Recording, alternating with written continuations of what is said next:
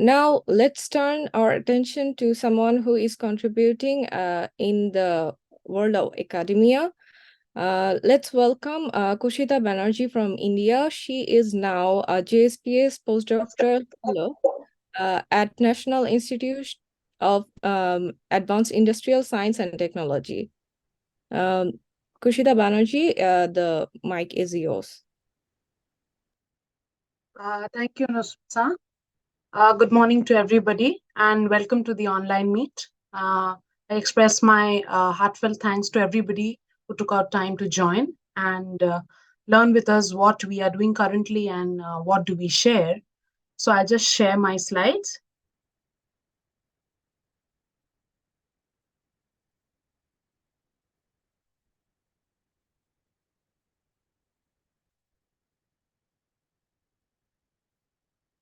So is it visible and am I audible? Okay, so I would be talking about research with and in Japan, the academic path for study in Japan. And I introduce myself as a JSPS fellow. I'm a postdoctoral research fellow currently working in Tsukuba in one of the government labs here, which pertains to research. And I was a former Sakura fellow, and I came to Japan to the University of Miyazaki in 2019 while I was pursuing my PhD. So I belong to India and the city of joy known as Kolkata or Calcutta. I finished my graduation and post graduation in India, and I studied on the basics of genetics, chemistry, and microbiology, followed by applied microbiology for my post graduation. And then I went on to pursue my PhD in bio-nanomaterial technology in India. So my journey in Japan started when in 2016 during my first year of PhD, I got the opportunity to meet one of my collaborators and mentors right now from the University of Miyazaki, Dr. Mathiasta, who was a visiting fellow in my university. And I interacted with him. I also discussed how we can pursue research further and do some collaborative work so that it benefits both of us. And as and when I interacted with him, the interest to come to Japan to explore the research areas and to explore the research culture, the work culture in Japan, grew in me. Now we all know Japan is a global leader. Leader in the areas of robotics, aerospace, engineering, and biomaterial technology and biosciences or biomedical areas of research. What we don't know is how the work culture and sincerity among Japanese people, which they put on in the work. Now, what amazed me during my interaction from 2016 till 2019 with my collaborator here in Japan was the striving for perfection, how perfectly a work should be done, and how important is it to stick to time and be very, very disciplined towards working. I think that is something which we all should inculcate.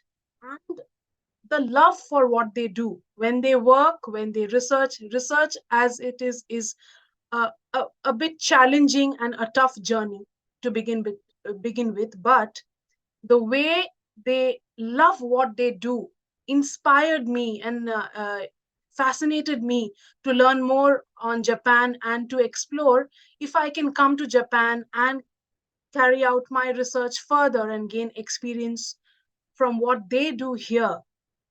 So I, after my PhD, I built my collaboration and I continued my collaboration to work together with Japan. And when I came to University of Miyazaki as a Sakura Science Fellow in 2019, I was amazed to see the way they approach their critical thinking towards each and every topic and problem, their research area and otherwise, which made me a firm believer that yes, even I can fit into them. I can fit into their areas where they work and the way they do their research and otherwise. So then, briefly working after my PhD in a government lab in India, I have been trying to pursue a postdoctoral studies or a experience in research in Japan, and that's how I got the JSPS postdoctoral fellowship in 2023. And since April, I'm here in Japan working with a very eminent group who works with appetite biomaterials and for tissue engineering and regenerative medicine. So our group, research group, basically works with apatite, which is nothing but they are phosphate-based minerals, which are found in both soft and hard tissues. And we look into a broader picture of regenerating tissues and to contribute to some applications of regenerative medicine.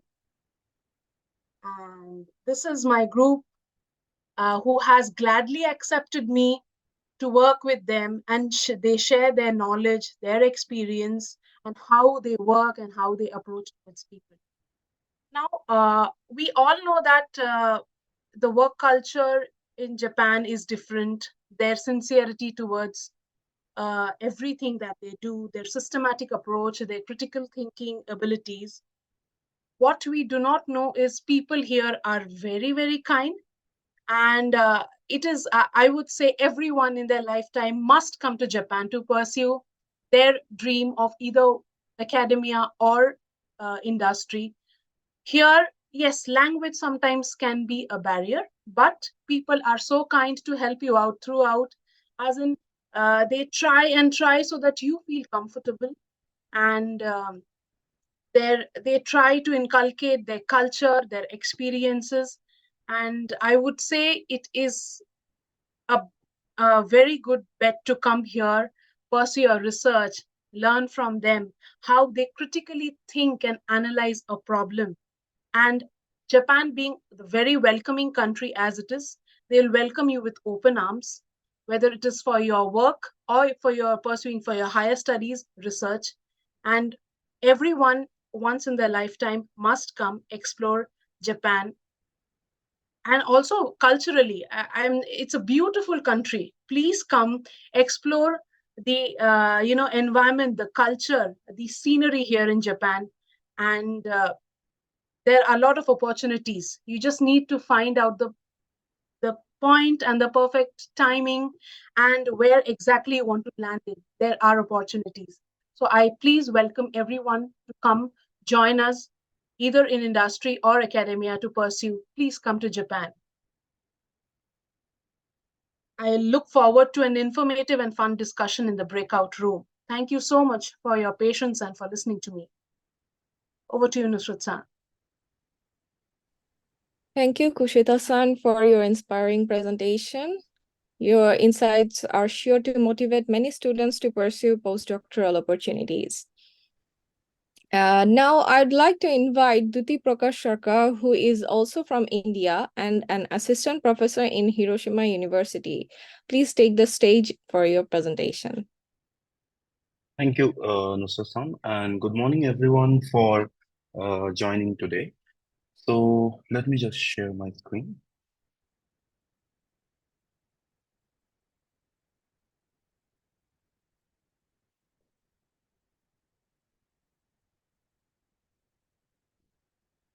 Okay. So I hope the screen is visible. Okay, thank you. So before starting, I would like to thank again everyone for joining today, and I would slightly explain the picture that I have put on the cover. Excuse me, So, excuse me, yeah. Duty-san. Sorry, it Hi. seems like your slide. Yes, now we can see it. Oh, okay. Yes, yeah, okay, thank Yeah, you. sure. Thank you very much. So, okay, so now it's normal slide. So this picture here represents image from the Miraikan in Tokyo, and I am originally from the Earth and Planetary System Science background, a broad sector. Briefly, it's also known as geology. And so originally, I'm from also from Calcutta, India, and I did my bachelor's and master's in uh, Presidency University, Calcutta. Here is a brief timeline of that. And I joined the SSP program during my master's time, and which led me to join the PhD program as a MEX fellowship from 2016 till 2020 in Hiroshima University. So before moving on to the Sakura Science program, I will briefly introduce the work that I do usually. So it is more of a seismicity potential of earthquakes in Himalayan region. And of course, it does include fieldworks in different parts of the Himalayas, but we also do lab experiments uh, generating or deforming different types of rocks at earthquake velocities. So this is an apparatus at Kochi Core Research Institute, which is in Shikoku Island in the Kochi prefecture and a part of JAMSTEC facility. So yeah, I would not go much details into that. So let's just move to the Sakura Science program. So I joined the Sakura Science program back in 2015 in the December with 7 other students from Presidency University, Delhi University, and Pondicherry University. And we were hosted by the Hiroshima University that time for introducing us to different techniques and analytical methods, which I currently also use in my research. And we also did some field work in parts of Hiroshima. We visited the observatory in Kure. And then as a cultural exposure, we also visited Miyajima and the Hiroshima Atomic Bomb Dome.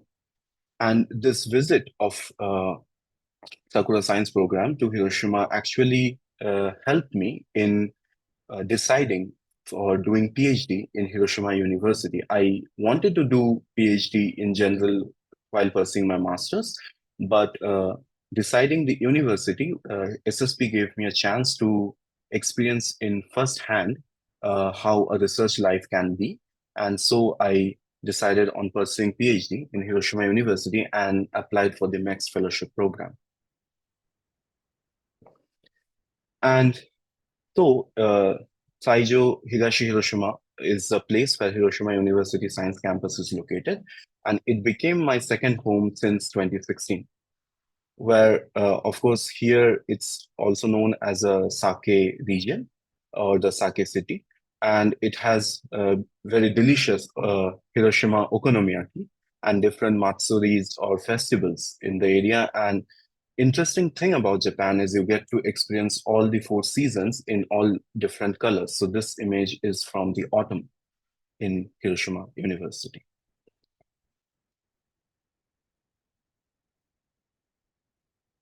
Then let's move to the next slide. And already Hassan introduced a little bit about the Spring 8 and the industrial exposure that can that have been used in Spring 8. And I was happy to see of that explanation, because one of the interesting thing I found about Japan is academia and industry go hand in hand in developing a branch of science, or in general developing the society. So Spring 8 is located in the Hyogo prefecture, as she mentioned, and is also a synchrotron radiation facility where kind of particles are accelerated to generate energies.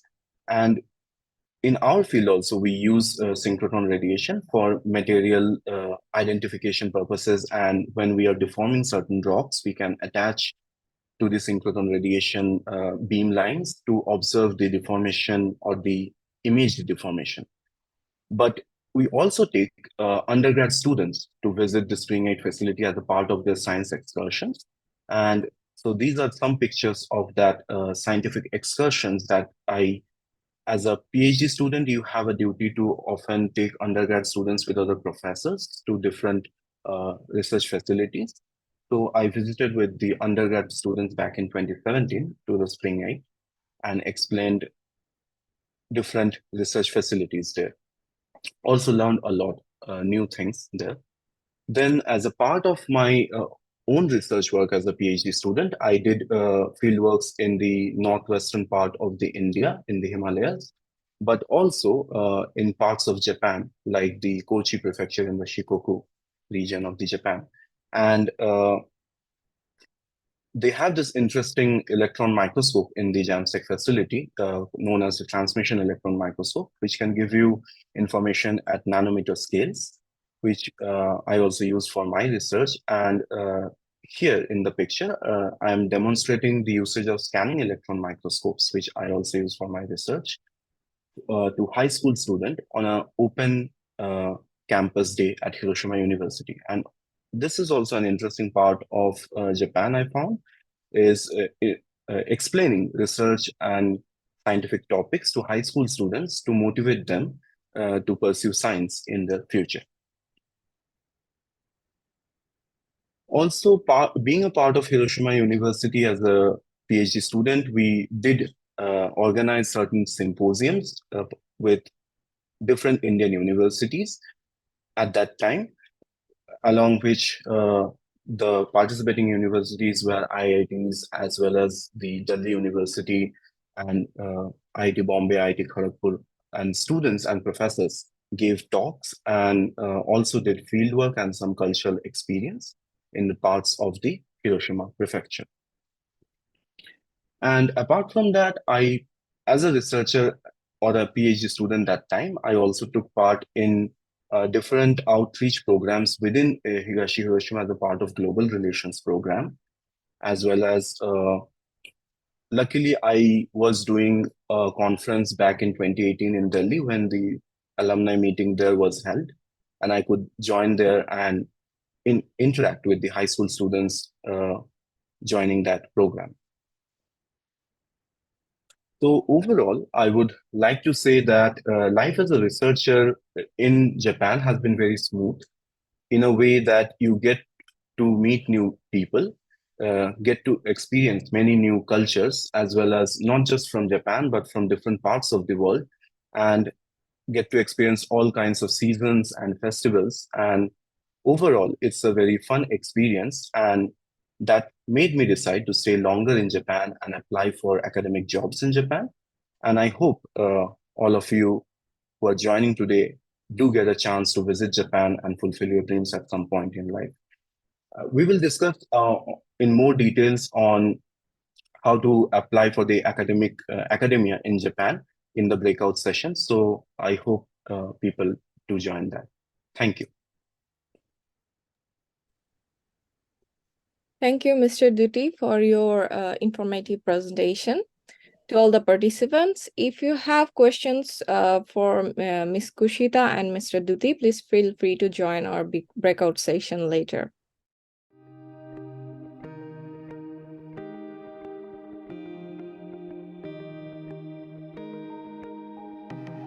Okay, good afternoon, everyone. Welcome to the breakout session from room number 2 with Ms. Koshita-san and Duty-san as the speakers.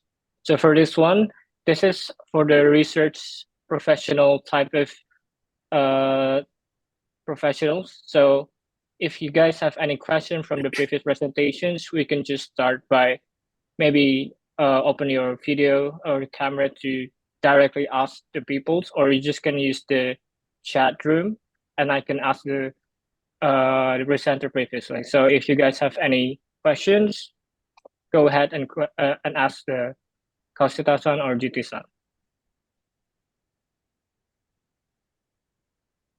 Or maybe if Koshita-san or Duty-san has any more slides or presentations that you can share, so maybe we can start by with point of view regarding the previous important point from the previous topics. That would be a good start to get people to ask a question, probably. But if just in case if anyone have any more questions, you guys are free to ask by using the chat room or just using the video. Hi, Thank you, Abensa. I'll just share the link that I have. And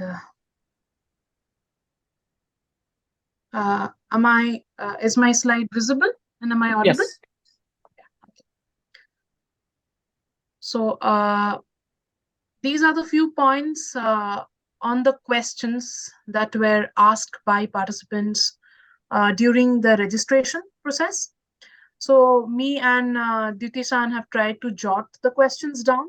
So we'll answer these questions first, followed by any other question that comes up as and when it comes up, right? So to brief you about the opportunities to study in Japan, you can come for either an undergraduate, I'm sorry. I'm very sorry. So you can come for either an undergraduate program, which is comprised of 4 years, or a postgraduate program, which is 2 years, followed by a doctoral program, which is 3 to 4 years approximately. And the academic year starts in the April and ends in March. Most of the details on these programs are available on the link that I have given here below, Study in Japan. You will get to know what you want and what are the scholarships that you can get through and what is the process of coming in. First, what you need to do is you need to decide on what subjects you want to pursue and which course you want to pursue. And these links will help you guide through each and every detail of what scholarships, how, when, what should you do, how should you approach, and everything. Okay, there are other support organizations, one of them being Japan Student Service Organization, which offers a lot of support programs for international students. There are some scholarships by privately financed for international students. That is again very specific to the university. So you have to first write to the university if you want these privately financed international students fellowships. So one of them which I came across was University of Tokyo and Tohoku University, which do have this facility where students can first write that they are interested in applying, and then the university guides them and gives them a schedule how to go about it. Then, of course, there is MEX scholarship. I think Duty-san would be able to highlight this on more because he has been a MEX scholar himself. For your master's as well as for your PhD, for your doctoral program, MEX scholarships is one of the prestigious scholarships. There are other scholarships that are available, which are very university specific. So you can write if you are not, you do not get MEX scholarship, or some way or the other you do not happen to have MEX scholarship. You can write to the university and ask them if they have institutional scholarship to pursue your PhD. Now, coming to postdoctoral studies in Japan, I myself being a JSPS fellow, yes, one of the programs that you can apply for is JSPS fellow. It's a Japan government funded fellowship, and where you get an amount as your fellowship, followed by grant in aid for pursuing your research smoothly here in Japan. Some amount of settling in allowance when you come as a new postdoctoral fellow here in Japan, and the program is for 2 years, and the applications are twice a year. You can apply directly through the link that I have mentioned, jsps.go.jp, where you get all the information. I am currently pursuing the standard program, which is of 2 years, and it is the eligibility is for all nationalities who have PhD, who have a PhD within, I think, 6 or 7 years of their PhD degree. You can apply for this. And this JSPS fellowship also pertains to all subjects: natural sciences, social sciences, earth sciences, life sciences. So the selection is a little stringent and tedious because it is one of the highly competitive fellowships. But what you should do before applying for JSPS is you should find a host institute and a host supervisor here in Japan well in advance. Discuss with them, write to them, sharing your interests, sharing your area of research, and how you can contribute to their laboratory and vice versa. And once that point of contact is established, then you get both of the host researcher and the candidate, the researcher candidate, get to write a proposal, research proposal. All the details for the proposal is given in the website of JSPS. And once that is written, this application form is submitted by the host institute in Japan. The candidate does not do anything here. Everything finally has to be sent with all the documents to the host institute in Japan, where each host institute has a registration to JSPS portal where they upload. And approximately within 3 to 4 months, you get to know whether you are shortlisted or not. And then it's followed by your process. Visa process is very easy in case of JSPS, because your institute, host institute in Japan, takes care of your visa. Since it's a long-term visa for 2 years or more, you are usually given a certificate of eligibility, what it is called, from the host institute.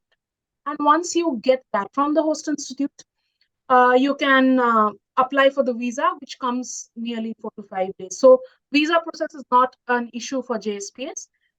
Other than JSPS, which is a Japanese government-funded fellowship, there are institutional fellowships, which is particular to institutes. So you can also go through each institute's website. You should search for an area of interest, what you want to pursue for your postdoctoral studies, and you can write to the particular supervisor who might have some ongoing projects, so some funds from the ongoing projects, or something which is known as institutional research funds, which can also help you to come and pursue your postdoctoral studies here in Japan.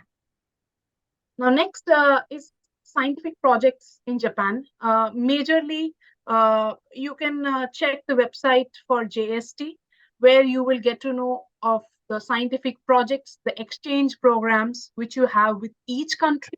Also, JSPS has certain scientific exchange programs for undergraduate students, postgraduate students, as well as PhD students, which you can always explore and see. One of them being for people who want to come and who are new, who have not visited Japan before, can apply for Sakura, as we were a Sakura fellow. There is also something which is known as Matsume fellowships, which is also, again, 6 months of research work here in Japan. And then you can always follow up with that, and you can make some research collaborations here and carry on accordingly. So any other particular question, I would be very happy to answer. And if I've missed anything, Duti-san can please add on to that.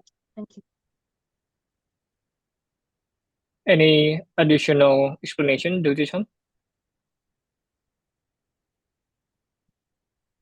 Okay. Duti-san, you have to unmute your. Sorry. Yeah. Okay, now it's audible, right? Yes. Yes. So yeah, regarding the max, I wanted to have a few more additions to the comments already Kaushika-san mentioned. So yeah, max program depends on the country specific regulations, but usually it can be easily found from that particular country's embassy, the information. So in case of India, for example, we can apply max in undergrad also.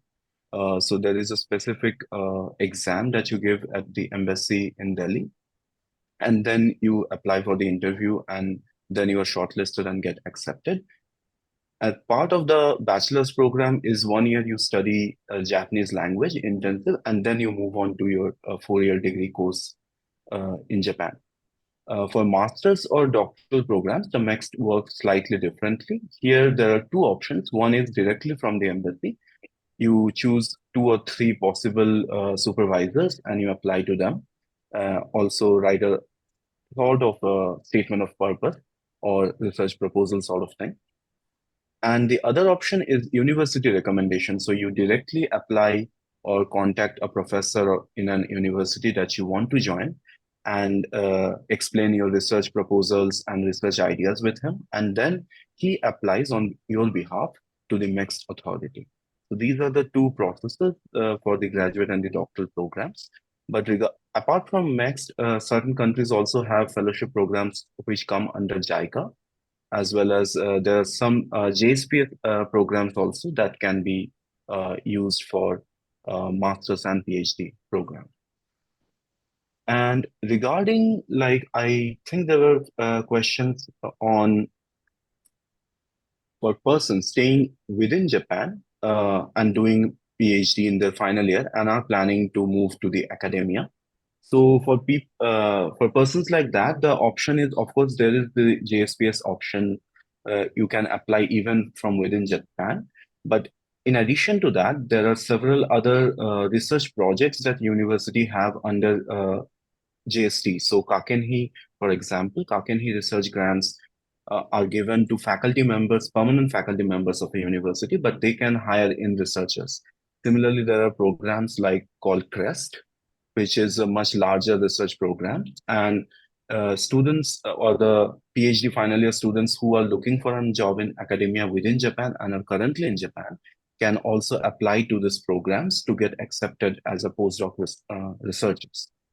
But if you want to contribute to a scientific project that has the answer can be multifaceted. For example, if you are a researcher outside of Japan, and you are planning to collaborate with Japan. So, of course, if it's in faculty level, there is always the possibility of combined authorities from the science or corporation there with here, or university level collaboration. Even like, for example, in case of India, there are many DST, JSPS collaboration projects. But in addition to that, like as I was saying earlier, the Kakenhi research grants, which are very common research grant in Japanese academia. So in those many Kakenhi research grants, there are provisions for working with a foreign researcher in a foreign country. So in those projects, you can join as a researcher from outside of Japan. But for applying that, the first thing, it's very similar to JSPS. So you have to contact some people in Japan in the academia and kind of chalk out a plan on what is the research plan and the timeline and all that, and then move on with the application. So the researcher or the faculty member in Japan will apply on your behalf, taking you as a research member in the project. And I think there were a few questions regarding probably how to support. And I think during the morning session, Sahil explained a little bit in his experience. But like for pursuing studies in Japan, often some students also come as a private student and then look for the scholarships and fellowships, which is also a great idea. You can join in as a research student, and then you can move into your master's program or doctoral program for after like a 6 months time, if you are planning or still working up on your research idea. And during that time, often, although you get some support from, let's say, the university you are joining in, there are possibilities of working as a part-time in different places. So as he was showing in the morning, like you can work as an English teacher at some schools. There are many such language schools in every prefectures of Japan. And then, of course, there is like convenience stores and other places. But even within the university, most of the universities do have part-time options. Like you can work in the university library, you can work in the university cooperative institutions, as well as you can work as a research assistant in the lab itself or take part in different academic events as a part-time worker in the university to support yourself. And the language ability of Japanese, which is required for part-time jobs, is also varied for the part-time jobs people do as a student. So, for example, if you're working in a convenience store or similar places where you have to interact a lot with people, be it Japanese or foreign students. So, in those cases, a slight higher level of Japanese is required. If we discuss it in terms of the JLPT levels, or the Japanese proficiency level. So it's somewhere near N4, N3 is good enough for getting a part-time job in convenience stores and other places. But working in university usually doesn't require such language restrictions. So you can easily work in the university even if you have little to no knowledge of Japanese. And there was another question, I think, was funding situation, which I think we already got covered, but the selection to the labs criteria. So in general, if you join as a research student, you already have selected a lab in your application to the university.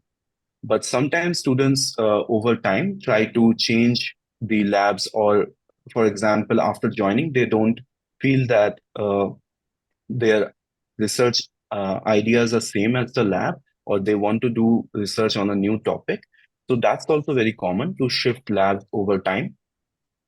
So, but that depends on your interview as well as the plan of work, and then giving a presentation in front of the faculty members, or in general the university that you are applying to, and then the selection is decided. I think we almost covered all Can I? the topics Hello. initially. Oh, yeah, sure. Sir, myself is Dr. Rajkumar Avsare. Yes. My qualification is MSc Physics, MEd, MBA and PhD in Education. Okay. और मेरा साकुरा member भी मैं हूँ. I see. तो मुझे ये पूछना था कि मैं अभी इन सर्विस हूँ state government of Maharashtra. I see. Yes. तो मुझे भी डॉक्टरेट कोर्स करने के लिए या रिसर्च करने के लिए, फेलोशिप के लिए इंटरेस्ट है फिजिक्स, एडमिनिस्ट्रेशन एंड एजुकेशन, ये 3 सब्जेक्ट में. तो मैं तो गवर्नमेंट सर्वेंट हूँ. तो ये कैसा मतलब करने का जो प्रोसीजर है, तो मैं क्या कर सकता हूँ या मुझे क्या करना पड़ेगा? Okay. So I will try to answer that in English. So I'm that sorry. Yeah, others I also. was. Sure. Okay. So basically, your question is you already have a PhD in, I think, Education. Okay. You already Education. have a PhD in education, and Yes. you are currently employed as a government employee, and Yes. you would like for doing, like, you would like to do PhD in physics or administration, something like that, right? Yes. My post graduation in physics and education and administration, but PhD in education. I like to want to research in education or physics or administration. So it is so, for example, programs, as far as programs go, so MEXT or other such fellowship programs usually consider if you're applying for uh, a PhD program for the first time, or a research program for the first time. So if you already have a PhD program, so usually MEXT and other research programs cannot be applied directly. What can be done is, like, in case if you want to do a second PhD in physics, for example, then you have to select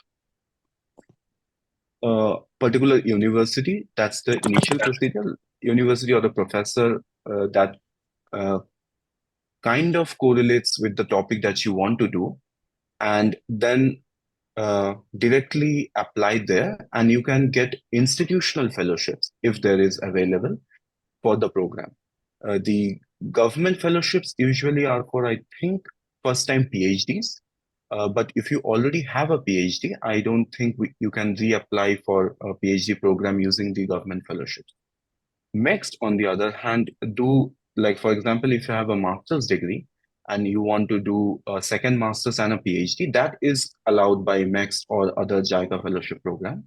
But if you already have a PhD and then you do a second PhD, that is that usually cannot be done using the MEX fellowship. So that time you have to focus more on the institutional fellowship programs or more of a research project. So particularly if you are applying to someone, to some professors in an institute, so that professor already might have some ongoing research project money. So you can, if your research plan goes along with his research project, then you can apply to him and you can get a fellowship from the research project itself as a researcher in the program and also get a PhD in the process. But if you want to, instead of doing PhD, if you want to collaborate and do a combined research, so that has, I think, MEXT as well as JSPS has some short-term programs where you can travel to Japan and do some research work here for a short period in a collaboration with some Japanese institution. And then you can further make up the idea on what to do with the research and how to collaborate more between the institutions together. And if Kaushita-san can add something. Regarding the collaborative research, there are programs such as Indo-Japan exchange programs, where you can come to Japan and the tenure is from 3 to 9 months. And similarly, Japanese people with whom you're collaborating can come to your place in India, and there is an exchange, research exchange, that also gives you an opportunity to collaborate and work together with Japan. In case you do not want to come here and get a PhD done, you register your PhD in your country and you can write such exchange programs, find a suitable host here and write some projects or exchange programs where you can come explore here and they can come and you can do some joint collaborative research and do some publications. That is also an option.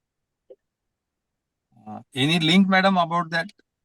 How I can apply this collaborative program with Indo-Japan? So, sir, there is DST Indo-Japan program, exchange programs, Department of Science and Technology. There are DBT programs. You can just go to the website, DST and DBT, Government of India, and you can check that exchange programs. Every year, these applications are open. I think it just got closed. There are also DST funded seminars where you can, present your work. I think the application just got closed somewhere back. So that also can be done. You can directly find all the links in DST as well as DBT websites. Okay. Thank you, madam. Thank you. Okay, thank you very much, Kaushita-san and Jyoti-san, for the answers. I hope the explanation is sufficient for Dr. Rajkumar regarding the questions on collaborative works or the potential collaborative works. Moving on to the next question, there is several questions regarding Japanese languages requirement. There is one from Pragnya and Sang Hitoy Han. The first question is Japanese language requirement is there for undergraduates, and does MEX scholarship need JLPT results? So I think maybe Jyoti-san can answer this again because I believe you were in MEX program previously. So if you'd like to answer. Yeah, sure. Thank you. So regarding the, I would start with the last question first, like the MEX scholarship requirement, JLPT requirement for MEX scholarship. So ideally, if you're applying for a master's or a PhD, you do not need a JLPT result for MEX application. But if you're applying for an undergrad program, depending on the program that you're applying to, for example, if you are applying for a medical program, so most of the medical courses in Japan, even at undergrad level, are all in Japanese. Because working as a medical worker in a country, you need to know the local languages. So in that case, you need a very high level of JLPT requirement, almost equivalent to N2 or N1. But for programs like, let's say, engineering or other sciences, JLPT is not a requirement, but is recommended in a sense that you have a basic knowledge of Japanese, so you can continue your daily life in Japan. And also, usually in undergrad, if you're applying from outside, there is often the programs of like intensive courses. Even in masters, there are such. So a student in a master, for example, does 6 months of intensive course of Japanese language, and then they study the coursework. And although the coursework is completely in English, this Japanese language intensive course is required in a way that when they apply for job applications into different companies, this prior knowledge of Japanese helps them into the interviews.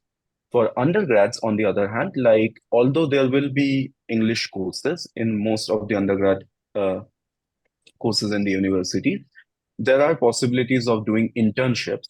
And if you know Japanese, it helps in a way that you can do internship in many different places and you can have a very smooth life in Japan. But yeah, prior knowledge is not always required. However, after joining, most of the programs do have an intensive language course over 1 year for undergrad sometimes. And for masters, it can range from 6 months to 1 year. Okay, thank you, Duty-san. Maybe any other comment from Costa-san? Any addition? Yeah, I would agree to Diti-san. Japanese, if you're going for PhD, I mean doctorate as well as postdoctorate studies, is not a mandate, but it is always good if you can simultaneously learn the language. It makes your work much easier because here you have to understand that language is a constraint. Here, Japanese people do speak English, but yes, there is a language constraint. They'll try their best to explain it to you. But if you have an idea or hands-on training on Japanese, it becomes much easier to interact with them and to discuss work. That is what I have personally felt, and I have started learning Japanese because of that reason. I mean, when you discuss work, because of the restriction to the number of words in English, it becomes very difficult to share your ideas in an open way, which I feel the barrier can be removed if you know a little bit of Japanese, or maybe so that you can discuss in a scientifically forward manner. It becomes much easy. But yeah, it's not a mandate for doctoral as well as postdoctoral studies. Okay, thank you so much, Duty-san and Costa-san. So to summarize regarding the Japanese language requirement, there is no certain requirement for Japanese language, especially for masters and postgraduates. But also, if I'd like to add, especially for Praknya question regarding the undergraduates, especially as previously explained by Duty-san, you have to look for from the university itself. Most of them probably have the English program. For example, as I'm a student in the University of Tokyo, they have this big program and GSC Global Science course. They have this English program for undergraduates. But as Costa-san also explains, for undergraduates, you have to stay for 4 years. Imagine if you don't learn Japanese in 4 years, you're gonna struggle a lot. So I think in the end, even though there are lots of English program, you still have to learn Japanese to help your daily life in Japan, to live your student life in Japan. Okay, moving on for the next question. There is another question regarding the acceptance letter from Yemoy-san. So is it possible to get the acceptance letter from the respective professor first instead of preparing necessary documents? Okay, there's an interesting question. Maybe Yuti-san or Koshita-san would like to answer this question. So if by acceptance letter, it means that acceptance into the lab or their group, I think that can be done with first writing to them, emailing to them with their CV, as well as the statement of purpose, which is a brief write-up on how you can contribute to them and what place would you have in their lab. And if you mean acceptance by yes, they accepting you by verifying or going through your CV and your publications, that is the process. That is what we were discussing. First, you need to find a host institute, a host supervisor and you need to interact with them, whether they are willing to accept you, whether they have a place, whether they are willing to write proposals with you. Once they accept you, then starts the the real process of applying for a fellowship. So yeah, that is possible. Okay, thank you so much, Kausta-san. So it's possible to get the acceptance letter first. Maybe another comment from Lisa, maybe you have experience regarding this, or maybe you want to share your previous, how you get into the doctorate program, like how the process or your experience probably, just to get a broad, how to, and yeah. Sure. So yeah, also from the question, it's not very clear, but acceptance letter, for example, if we're applying for doctoral program, so acceptance letter is the very end of the process. So you already have prepared every document, sent it to the university as well as the MEXT and got accepted. So usually the procedure is first you are accepted as a MEXT fellow, and then you are accepted as the university. You are admitted to the doctoral program in the university. So you get the acceptance letter then from the university. So by then you have to submit like all the necessary documents. But yeah, if the acceptance letter means getting into a lab or something, so often, as I was discussing earlier, like if you are doing an online presentation, discussing with them, and the lab is okay to take you and then prepare for the research project. So yeah, in that case, in that aspect, this acceptance letter before preparing of necessary documents is true. But in general, the procedure is you prepare all the documents if you are applying for any program, and then after the shortlisting of the documents and their acceptance, you get an acceptance letter by email as well as by post. In my case, also in my doctoral program, after I prepare the statement of purpose, research project, research proposal, and everything, and then submitting to the university as well as the next institution, we get directly from the next one information as well as then from the university that you have been accepted into the doctoral program. So acceptance letter comes at a much later stage. First, we need to submit all the documents. Okay, thank you so much, Didi-san, for your additional comments. So far, we haven't had any more question in the chat room, but if you guys have any more question, you can share it with us. You can always say directly using the video. We still have more than 10 minutes. Oh, there is another one. Hi, I am an undergraduate senior from BITS Pilani. I wanted to know the preferred GPA cutoff for scholarship. Interesting question, this. So, okay, I will start with this question. Okay. If by GPA, by scholarship, you mean MEC scholarship or the other JSPA scholarship? So I think the usual GPA cutoff is, I think 3 or something, although it's not stated explicitly anywhere, but standard is, I think, 3 and above. Or in a 10-point scale, it's usually 8 or 7.5 to 8 and above. And also the programs for usually the universities do require some English proficiency test in addition to that. So it can be TOEIC, TOEFL, IELTS, any of the 3. So as such, there is no particular stated cutoff, but usually it's somewhere between 3 or above. And usually the selection procedure for MEXT is first because I'm seeing he's an undergrad, so probably if he's applying for a master's or a PhD, so first thing is selection of like 3 possible universities, 2 or 3 possible universities and the supervisors there, and then writing a research proposal. So cutoff is important, but in addition, a relevant research proposal is also important. And if Kaushita-san can add to this. I think Diti-san has answered the most of it. If by scholarship, I believe he wants to know about the masters. So I think, there I think what Diti-san has said, you can just, go about that because since he's an undergrad student, he would like to, I feel, go for a scholarship for masters. And I think Duty-san has explained it very clearly what are the criteria and how you should proceed.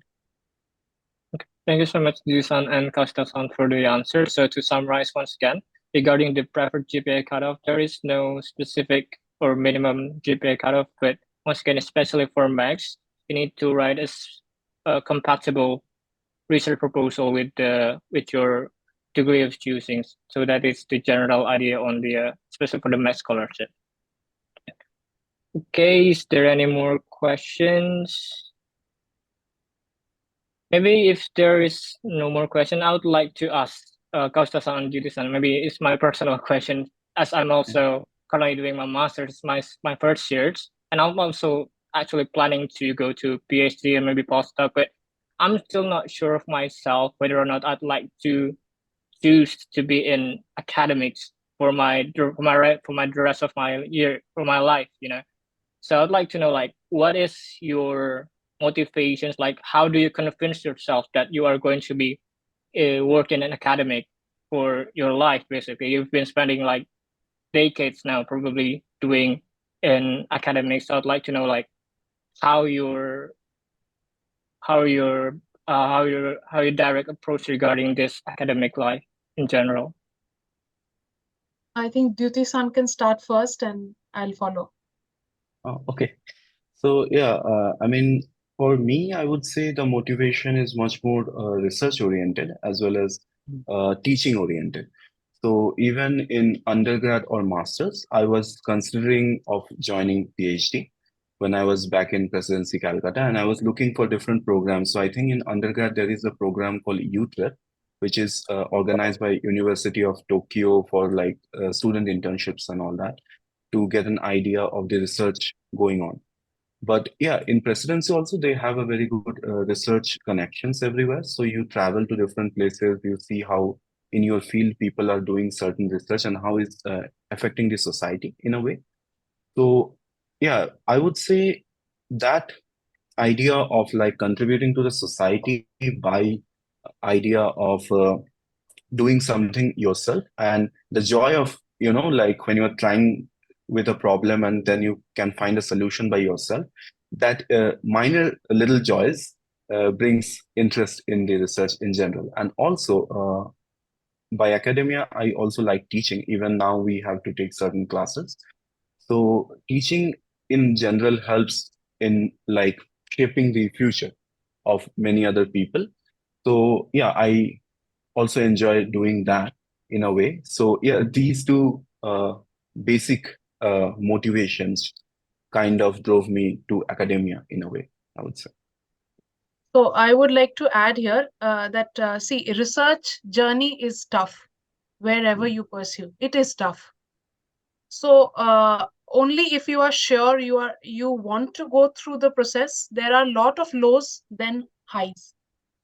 You have to accept failure. You have to accept not getting results, not being. But as Diti-san said, the small joys of getting something, it overshadows the struggles that you come. So it's a personal choice. It's not that you have to go into research. You can also be in industry and do research. There is a research wing in every industry. But yeah, that is again very limited. But in research, when you are in academia, you get to use your mindset, your ideas, what you want, how you want, and nobody's there to govern you, which doesn't always happen in industry. And as research, everyone's journey is different, because I personally was trying for my PhD to go out, I mean abroad, but that somehow didn't happen. I was in my home country, India. But luckily, I had a collaboration during my PhD with